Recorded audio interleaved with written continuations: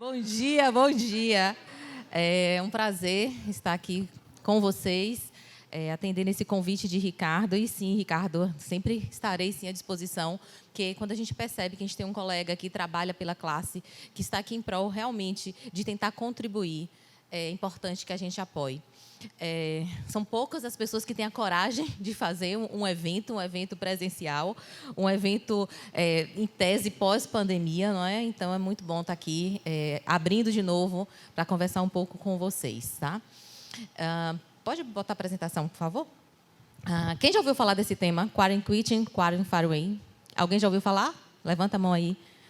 Pronto, pouca gente, né? Mas por isso que eu trouxe.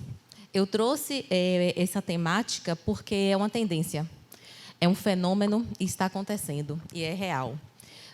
Ricardo falou a questão da gente, né, prestar um bom serviço. Ao longo do dia, vocês com certeza vão ter uma série de trocas, tanto da parte técnica quanto da parte comportamental. Mas eu parto sempre da seguinte premissa. Primeiro, a gente trabalha com pessoas. 100% dos nossos clientes são pessoas. 100% dos nossos colaboradores, funcionários, são pessoas. Nós, os empresários, somos pessoas. Então, se a gente não sabe lidar com pessoas, é difícil a gente lidar com negócios, é difícil a gente avançar. Então, a gente precisa, assim, conhecer um pouco das pessoas. E vem uma tendência muito forte aí, né, a relação da mão de obra qualificada. Então, se fala muito da mão de obra qualificada. Eu vou partir da premissa que se você fez um curso de graduação, né, se você está ali trabalhando, você tem esse nível técnico, né, adequado para estar exercendo a profissão. Mas, nos tempos de hoje, não basta você ter apenas o conhecimento técnico. O conhecimento técnico ele não é suficiente para suprir as necessidades relacionais da nossa empresa, com o nosso cliente, com os nossos sócios. A gente precisa desenvolver outras questões. E hoje eu vou focar aqui, principalmente, quando eu falo dos colaboradores, né, dos funcionários. Tudo é a mesma coisa, né? Muda a nomenclatura. A gente vai ver na essência colaborador porque ele participa, porque ele tem participação dos lucros. A terminologia não importa, né? As pessoas que estão ali trabalhando dentro da empresa. Eu vou falar um pouco desses impactos, né? Dentro, principalmente, da empresa contábil. O que é isso daqui? Isso aqui é chamado de demissão silenciosa. O que esse termo significa? Demissão silenciosa. Ou então, você se afastar, né? Você se demitir, entre aspas, silenciosamente. Mas eu quero falar isso aqui dentro de um contexto hoje, né? Um contexto pós-pandemia. E trago, assim, algumas estatísticas. Eu acho que é importante a gente trabalhar com essas estatísticas. Então, estima-se, né, que anualmente 12 bilhões de dias de trabalho estão sendo perdidos por causa de depressão e ansiedade. A Covid desencadeou um aumento de 25% na depressão e ansiedade. Nas pesquisas, né, o Brasil aparece aí em segundo lugar, como o país mais ansioso, o segundo país mais ansioso do mundo. Isso é um dado que a gente tem que parar e prestar atenção. Significa o quê? Que nós, eu, você, porque se a gente está dentro dessa estatística, não é? Nós estamos ansiosos. E o que tem gerado essa ansiedade? E a gente não pode desvincular ao ambiente de trabalho. Fazendo várias reflexões, eu digo, a gente convive muito mais com os nossos colegas de trabalho que com os nossos familiares. Então, você trabalha ali, no mínimo 8 horas, né, mais ou menos, é o tempo para ir, para voltar, você almoça com o seu colega de trabalho, muitas vezes. Então, mais uma hora que você está ali, aí chega de noite, ou você está fazendo um curso, uma faculdade, uma academia. Então, quando a gente vai perceber, o tempo que efetivamente a gente está com a nossa família é muito menor do que o tempo que a gente está dentro do nosso ambiente de trabalho. Então, se tem uma causa também que está levando a adoecimento, são as nossas relações. Né? Então, esse quadro a gente precisa observar. E aí, outra pesquisa recente, que saiu agora em setembro, foi realizada com 34 países. E mostrou que as questões psíquicas são, né, na verdade, aumentou muito esse adoecimento, essas questões psíquicas, e o resultado aqui do Brasil mostrou que as questões psíquicas são os principais problemas de saúde que a gente tem. Pela primeira vez, o medo, a preocupação ultrapassou o medo do câncer. Então, por aí a gente percebe o quanto, né, só perde para a Covid, né, que ainda estamos nesse período aí. E o bullying, né, a violência psicológica, são as principais queixas de assédio dentro do trabalho. Então, você percebe que em 2018, a preocupação era 18% da população, 2020, 40%, e agora, 2022, 49% das pessoas se preocupam com adoecimento psíquico. Então, a gente precisa ter este olhar para saber conduzir, saber tratar, saber abordar. Tá? E eu trago mais dois dados. Quando a gente vai fazer seleção ou quando a gente vai demitir, desligar. Então, uma outra pesquisa mostrou que 87% das organizações demitem os seus colaboradores, não por falta de conhecimento técnico, não porque não sabe fazer direito o seu trabalho técnico, mas por questões relacionais, por questões de temperamento. Então, a gente observa. Se a gente for fazer uma reflexão dentro da nossa carreira e das pessoas que estão, né, ao nosso entorno, a gente vai ver que, muitas vezes, o desligamento acontece por isso, questões relacionais, de tempo, de temperamento. Então, a gente precisa observar isso daí. E outro dado também, você pode passar para o próximo, que 75% das pessoas dizem que pediram demissão voluntária, então um colaborador que pediu demissão voluntária por conta do seu líder. Não por conta do salário, não por conta da empresa, mas por causa do seu gestor direto. Então, a gente precisa, sim, ainda investir em liderança. E como os líderes hoje, eles também adoecem os seus colaboradores, né, os seus liderados. Então, vamos começar a passar por aí. Se a gente não cuidar das pessoas que estão dentro da nossa empresa, que tipo de produto, de serviço a gente vai estar oferecendo, vendendo? Vai ser realmente rentável? A gente vai ter realmente uma continuidade? Então, eu sei, são muitas coisas para a gente pensar, captar cliente, vender, manter prazos todos ali, mas esse olhar precisa, sim, voltar para as pessoas. Tá? Eu tenho alguns lemas na minha vida e um deles é: a gente só dá o que tem. Então, o que você tem para dar? Né? Então, eu acho um absurdo a gente trabalhar, às vezes, em uma empresa. Imagina, você está em uma empresa de contabilidade, um colega pede uma indicação, você não indica a sua empresa. Se você não indica, é porque você não confia, você não gosta. Você tem um restaurante, você não come daquele restaurante. Tem algum problema aí. Né? Então, a gente tem que ter orgulho, tem que ter, sim, esse sentido de pertencimento da empresa. Não resolveram, não, né? Pode passar aí. Vai para o próximo, por favor.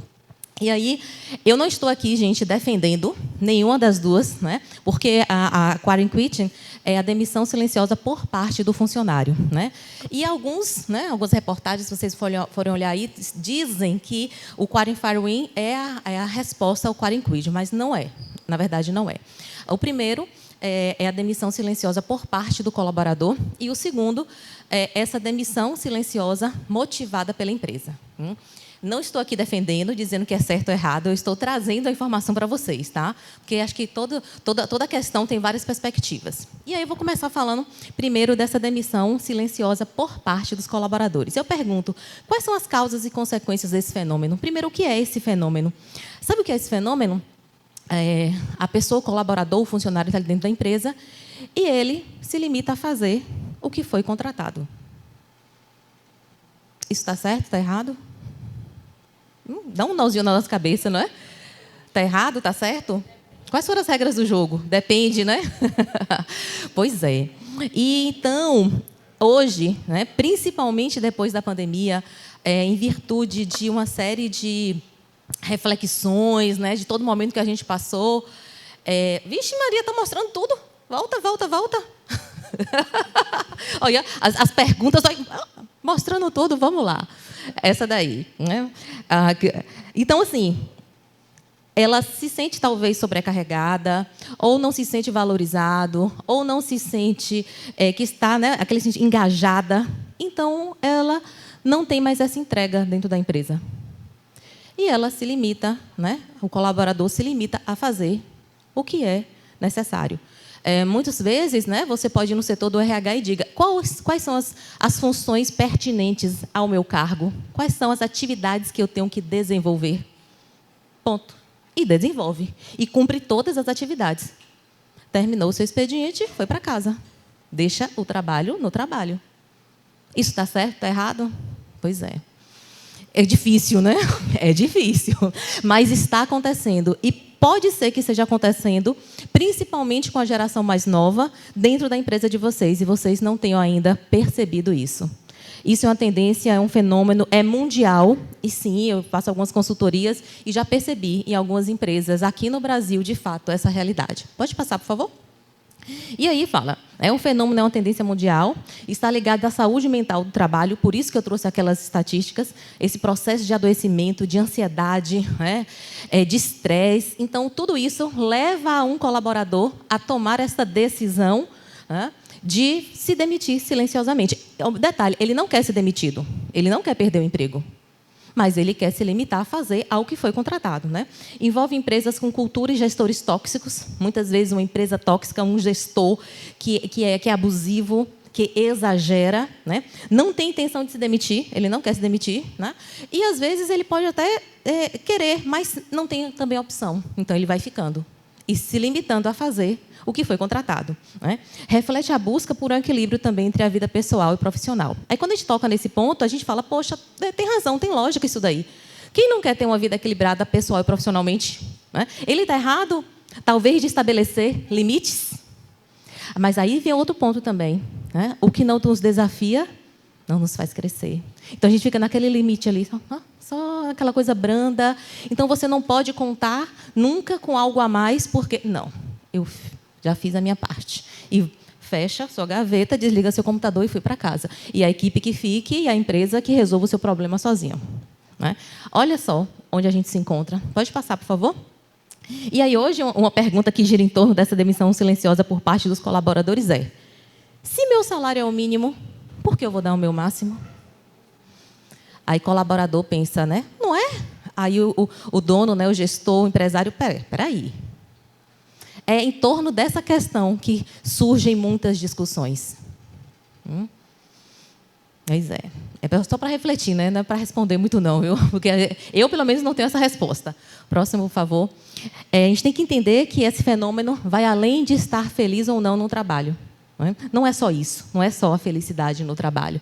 Estabelece limites bem definidos entre a vida pessoal e profissional. O que é pessoal, o que é profissional, Eu venho de uma geração, também isso também é muito geracional, viu, gente? Eu venho de uma geração que a minha entrega era total, absoluta. Eu já trabalhei sem limites, né? Era viciada no trabalho, domingo a domingo estava tudo bem. Hoje, eu já não faço isso. Hoje, já conheço os meus limites, eu já sei até onde eu posso ir, para que eu também não entre em um processo de adoecimento, né? Volta, por favor. Isso. Chegando em casa, deixa o trabalho para trás. Cumpre com as suas obrigações profissionais. Limita a realizar as tarefas que estão dentro da descrição do trabalho. Né? Isso é uma demissão silenciosa. Né? Você entra ali no seu universo, faz a sua atividade e vai embora. E aí a gente sente também, né? A empresa sente essa falta de engajamento, sente essa questão dessa falta de conexão, dessa entrega. Então, o cliente também, quando é atendido por um colaborador que está se demitindo silenciosamente, sente também a apatia, né? A falta de querer mais. Então, isso impacta, sim, nos resultados. Próximo, por favor. Trabalhar para viver ou viver para trabalhar?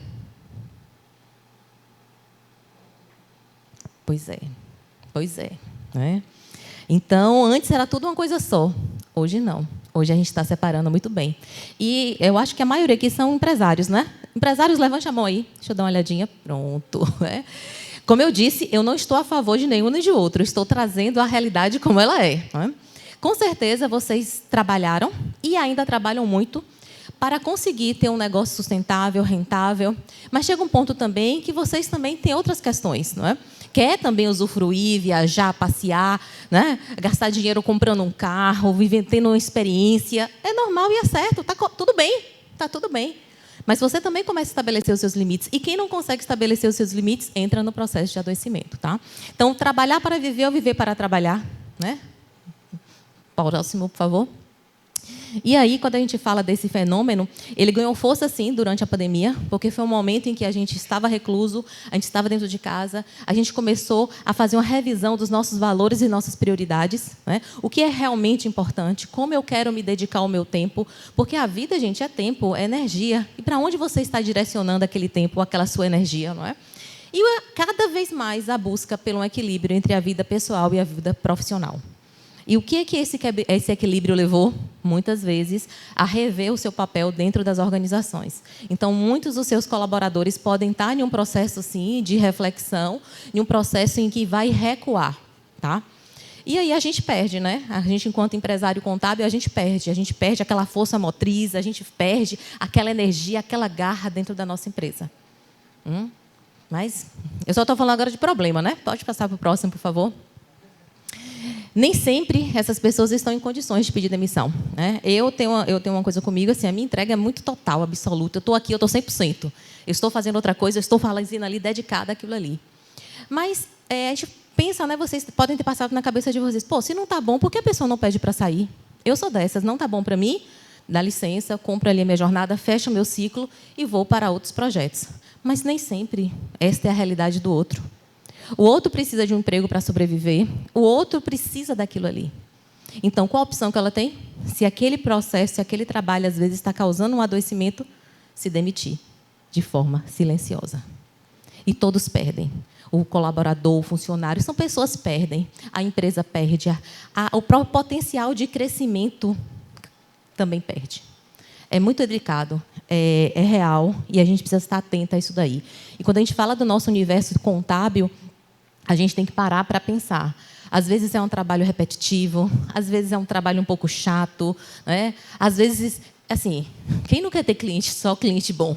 Tem aquele cliente chato, sim, que a gente tem que atender, tem que respirar fundo. Né? Então, é um ambiente que, muitas vezes, também pode proporcionar um tipo de estresse. Né? A gente trabalha com prazos, né? E eu já fui empresária contábil, como o Ricardo falou. Ricardo, eu falo assim com os meus alunos, né? Eu sou professora, que eu resolvi ser mais pobre, porém mais feliz. Porque é verdade. Jamais, né, falando da minha profissão e do quanto eu ganho, eu estou realmente satisfeita. Foi o meu propósito, eu busquei, fui consciente. Mas eu falo com os meus alunos hoje na sala de aula. Tinha aquela questão de fazer concurso público, que era bom. Ou então área de perícia e auditoria.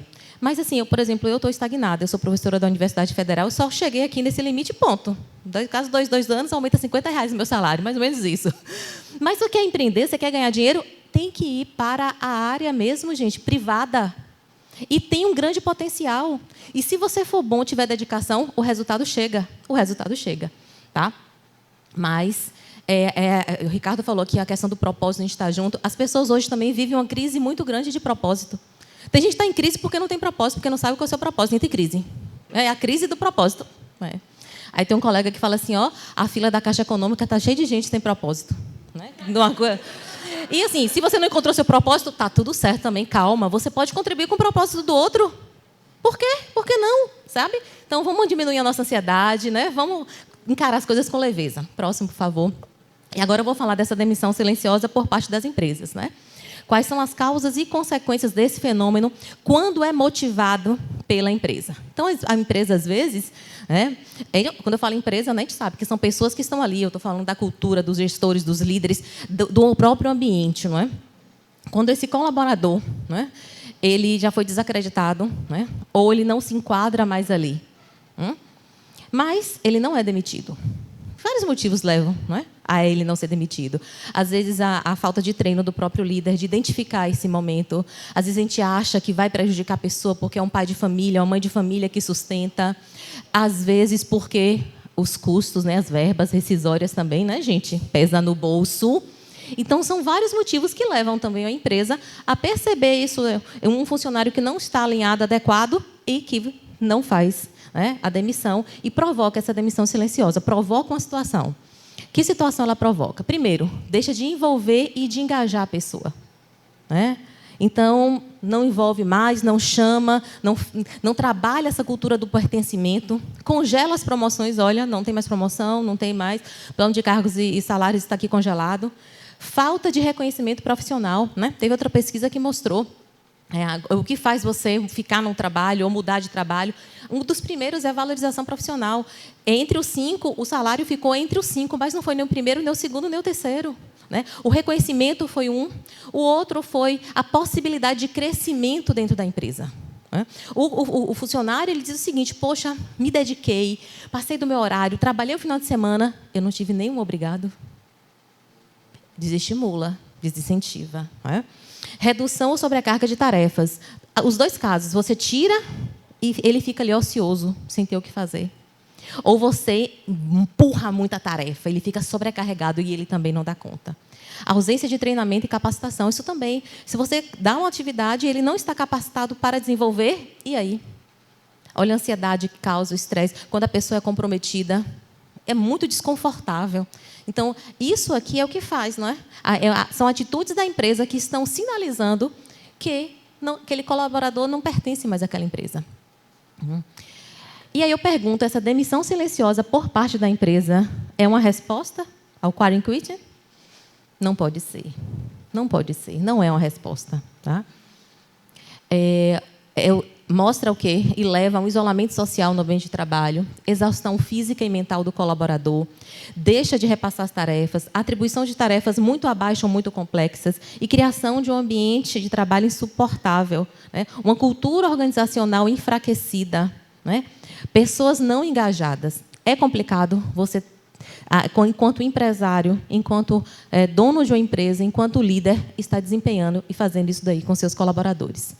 E ele pode ser considerado um assédio, né? Inclusive, levar para a justiça? Sim. Com certeza é essa a resposta. Isso, gente, é uma violência contra a pessoa. E a empresa pode, sim, ser se envolvida em uma questão judicial por conta disso. É um ambiente insatisfatório para o trabalho, limita o crescimento, um clima de animosidade, relação insustentável, incomoda ao ponto da pessoa pedir demissão.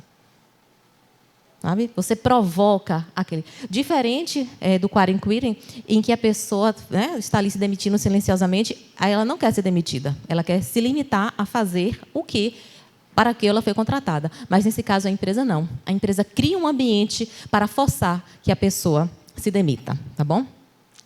E aí, é uma prática negativa para o sucesso da organização, cultura organizacional enfraquecida e resultados muito, muito abaixo do esperado. Muito abaixo. Ou até resultados negativos. Por que eu trouxe essa temática? Porque é algo que está acontecendo. Muita gente ainda não ouviu falar, percebeu, mas talvez não tenha dado nome ao formato. Quando a gente fala dessas gerações novas, e não é criticando a geração nova, não, porque todas as gerações têm seus pontos positivos e negativos. Mas a geração mais nova, ela é muito mais imediatista. Ela quer ter muito mais esse envolvimento. Se a gente parar e refletir sobre o emprego dos nossos pais, por quantos trabalhos eles passaram? 1, 2? Né? Tinha a questão da motivação? Tinha a questão de eu estou feliz? Não. Era trabalho. Trabalho para prover a família. Ponto. Essa realidade já mudou. Hoje, a questão do propósito, de estar feliz, é o que eu chamo assim, trabalho com significado, negócios com significado. Você tem que ter um significado porque você faz aquilo. Então, a gente tem que envolver. Lorena, significado de uma empresa de contabilidade? Sim, significado de uma empresa de contabilidade. Então, a gente precisa mostrar a importância daquela empresa para aquele meio, importância para a economia, para a empregabilidade. A gente se transforma, a gente faz o quê? Essa economia movimentar. Porque uma empresa que nós estamos fazendo a contabilidade são sonhos, é investimento de tempo, de recursos financeiros, né, de ideais de outras pessoas que a gente está trabalhando. E a nossa ineficiência, a nossa incompetência prejudica todo um grupo, uma série de pessoas que dependem daquele negócio. A gente tem, sim, como trazer essa importância, esse significado para a nossa empresa contábil. Tá? Isso é um ponto importante. E aí, o que fazer, né? Lorena, você só trouxe problema. Mas o que eu posso fazer para resolver, né? E aqui eu trouxe algumas possibilidades, né? De como resolver essa questão dessa demissão silenciosa por parte do colaborador e também que para a empresa rever, né? Que caminho eu estou, né? Me perdi onde? Primeiro, e eu não coloquei aí, que esse eu vou falar, é a questão do diálogo, a questão da transparência, de uma comunicação de mão dupla. A gente precisa conversar, entender, observar. Antes a gente tinha uma diferença muito grande, pessoal, profissional. Hoje a gente precisa para existir a conexão, eu preciso conhecer um pouco sobre você, da sua vida, por quê, o que te levou, o que te trouxe aqui, esse envolvimento, tá? Então, entender o que as pessoas desejam, o que elas querem, o que elas precisam. A gente precisa entender o outro. Porque se a gente não entende o outro, a gente não tem como mudar a nossa atmosfera, tá? Revisar a jornada e o modelo de trabalho. Isso aqui, gente, é um ponto que era para ser o ponto 1, inclusive. Tem empresas hoje que têm diminuído, inclusive, a sua jornada de trabalho, né? Ou 6 horas, ou menos um dia na semana. Se você trabalhar com produtividade, tem que entregar, né? A pessoa pode fazer o horário dela. Outra coisa, quando a gente terminou hoje, né, nessa pandemia, a gente ficou em home office, boa parte, não era um home office adequado, era o que tinha, né? Naquele momento. Mas algumas pessoas ficaram resistentes e algumas pessoas produziram muito mais dentro do seu home office. Então, por que não trabalhar talvez um sistema de rodízio? Por que não um dia na semana o home office? Por que não? Então, fica aí. Talvez a sua equipe tenha um retorno em relação a isso, né? Então, reveja, né? Veja se a sua empresa está passando por algum desses episódios, né, de demissão silenciosa. Se sim, O que eu posso fazer? Caso não, como me precaver para que isso não aconteça? Ressignificar o que é boa performance. A gente precisa. Boa performance não é só resultado. Resultado em cima do adoecimento de alguém, do seu próprio adoecimento, isso é uma boa performance? Eu entreguei, mas estou acabado, hospitalizado, estou na UTI. Mas está entregue, ó. A declaração está ali, a multa não chegou. Eu não quero pagar mais esse preço, gente. Por isso que eu abandonei vocês corajosos aí, que eu ficava estressada, o cliente não mandava documentação, o prazo estava ali, a internet podia cair. Ai, chega parado, não dá nem para respirar. Tá? Então, vamos trabalhar com essa questão. Desenvolver uma cultura de feedbacks constantes. Feedback é para ser periódico e é para ser dos dois lados.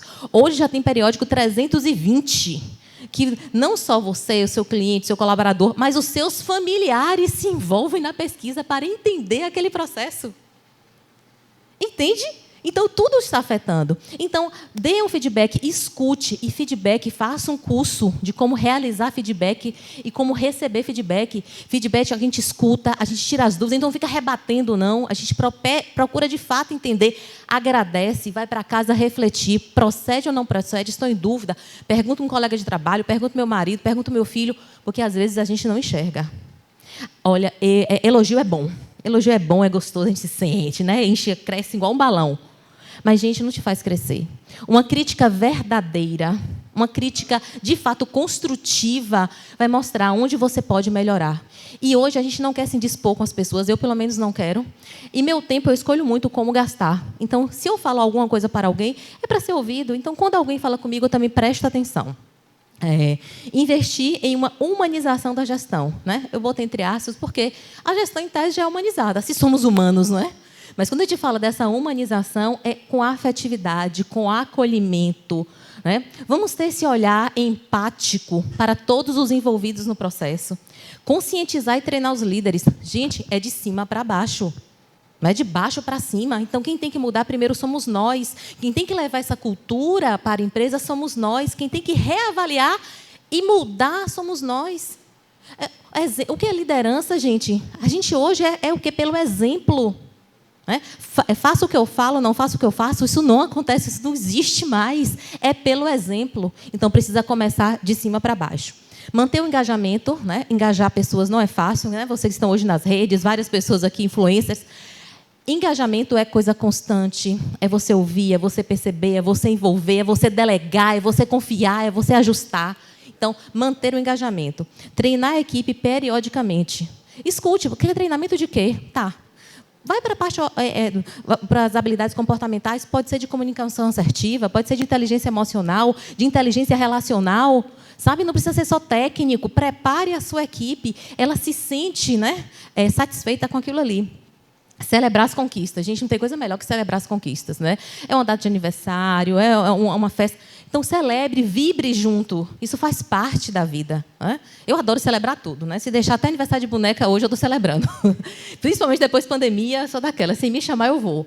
Então, a gente precisa celebrar. Precisa ter essa cultura dentro da nossa empresa. Uma coisa importantíssima, atrair os talentos certos. Né? Com o Paulo Neto, né, que está aqui, a gente conversando algumas vezes, tem uma experiência muito bacana. Ele falou assim, olha, eu demoro para contratar. Às vezes, eu demoro meses para contratar a pessoa certa, com o perfil adequado, que vá realmente somar a minha equipe. A gente sabe que uma maçã ruim, né, acaba contaminando todas as outras. Então, na hora de selecionar, tenha exatamente clareza do perfil que você precisa. Não faz apenas um teste técnico, mas observe as habilidades comportamentais. Isso vai fazer toda a diferença dentro da sua empresa. Equilíbrio entre vida pessoal e profissional, sua, dos seus colaboradores. A gente tem que começar, de fato, a equilibrar isso daí. Né? Eu sei que o WhatsApp a gente leva trabalho para casa, a gente está ali, mas se controle de não estar passando mensagem no final de semana, você também estabelecendo um pouco seus limites. E eu digo as coisas assim, eu não me incomodo. Eu não me incomodo, né? Meus alunos, acho que a faculdade inteira tem meu número, mais de 1000 alunos, eu respondo no meu tempo. Eu não tenho aquela mensagem que aparece na frente, não tenho aquele alerta, porque eu não quero viver um processo de ansiedade, é no meu tempo. Mas vamos pensar no limite, né, do outro. É imprescindível, tem que ser, tudo bem. Posso deixar para a segunda? Por que não? Né? E aí, preservar a saúde física e mental das pessoas. A gente precisa preservar a saúde física e mental. Como, usando essas técnicas, tendo esse olhar, às vezes é um problema que vem de fora, não está dentro do trabalho, mas a gente leva, a gente carrega. É difícil de sair e trancar. Eu já passei por um processo, como eu disse, já fui muito viciada no trabalho. Eu gosto muito de trabalhar, eu me realizo, mas eu também gosto de me divertir, gosto de viajar, gosto de celebrar. É um equilíbrio. Acho que a palavra-chave é equilíbrio. Quando a gente fala preservar essa saúde, conhecer os seus limites. Aquela máxima, a questão do autoconhecimento. É importante a gente se conhecer. É importante que você estimule os seus colaboradores a se conhecer o seu limite, quando está bem, quando pede ajuda. Mas a gente também precisa ser desafiado, né? Para poder crescer. Mas não com excesso. Tá? Tem um livro que eu gosto muito, Líderes Multiplicadores, né? Onde a gente fala assim, hoje os recursos estão escassos. E o que acontece? A gente pode aumentar, sim, a nossa produtividade, como aumentando o potencial das pessoas, né? De entrega, de desenvolver um processo novo. E aí vai. Só que a gente também não pode forçar demais, porque aí a corda vai arrebentar. Então, equilíbrio é a chave. Pode passar? Essa mudança começa de dentro para fora, pensar, sentir, agir.